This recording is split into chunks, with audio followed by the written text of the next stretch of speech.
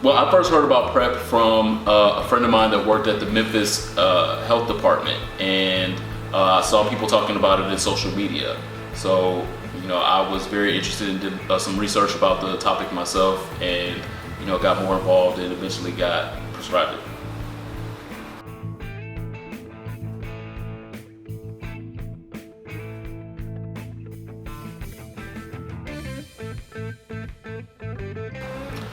I was convinced to start using PrEP because I was seeing people in the white community embrace it and talk about it more, and no one in my community talking about it. And I was a little bit intrigued and wondering why no one in my community was thinking the same things as this other community that was openly embracing it and not becoming HIV positive.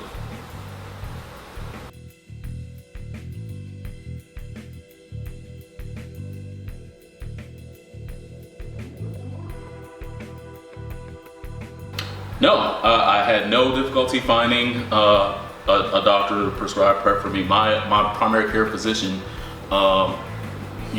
prescribed it for me. She was a little uneducated about what it really was and what the uses were, but fortunately for me, I was able to find it pretty easily. I know other people don't have that luxury sometimes.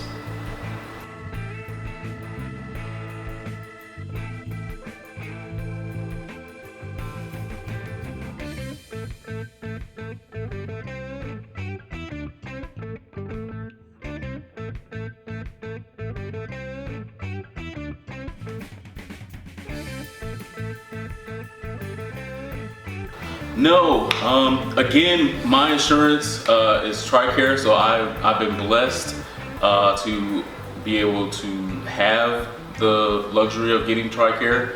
I know that it's not as accessible to other people, but there will be some information below where you can get easier access to PrEP.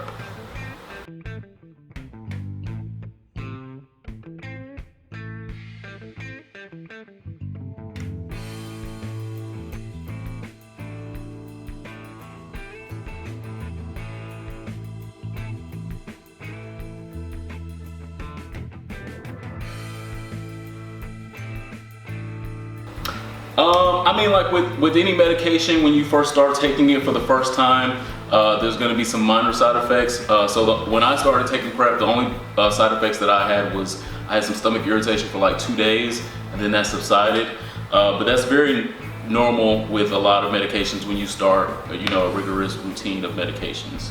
So I know some other people report some minor symptoms, but the risk of getting HIV is way heavier than any of those minor symptoms.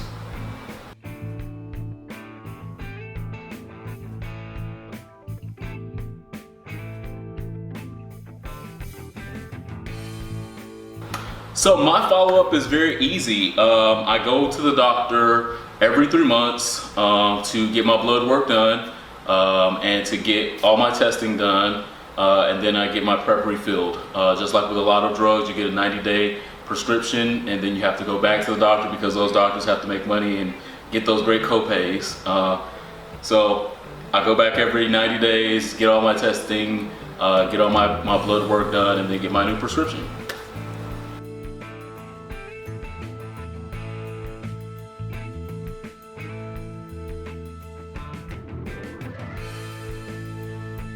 Yeah, when I first started taking it, because I wasn't used to taking drugs, any drugs at all, and I didn't put it in my schedule like I probably should have for the first month.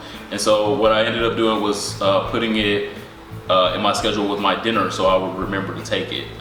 Before, I was taking it in the morning when I was going to work, and I would forget it because I would be running late, and then I would get to work and it would still be back home on the dresser. So I put it in with my dinner, that way I always remember to take it between the same hours every night.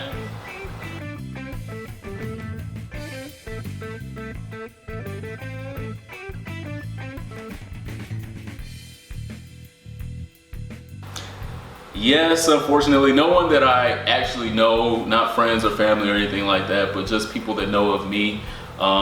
People talk negatively about a lot of things and about a lot of people and subjects. But I think that you should just, be like a duck and let that water roll off your back. The most important thing is your health and not what people who don't know you are saying.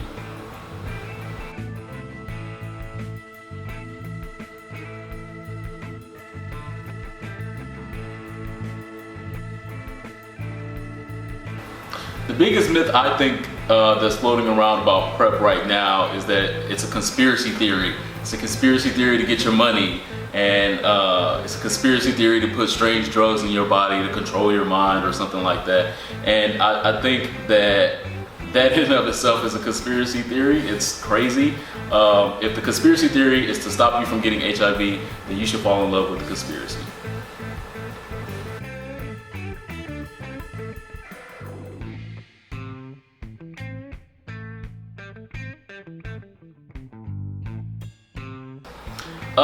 It has, to an extent. Again, I don't feel like I was having extremely risky, crazy sex before, but now I feel a little more empowered that whenever I do have sex, I'm not walking away from it with HIV. So I do feel a little bit more empowered and a lot more safe.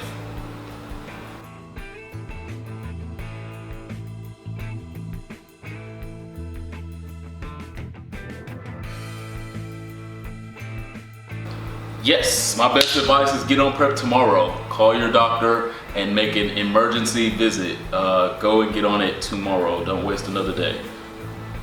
There's enough stuff out here to kill us. Heart disease is taking people out, cancer, Zika, and the police. So don't let HIV be one of them.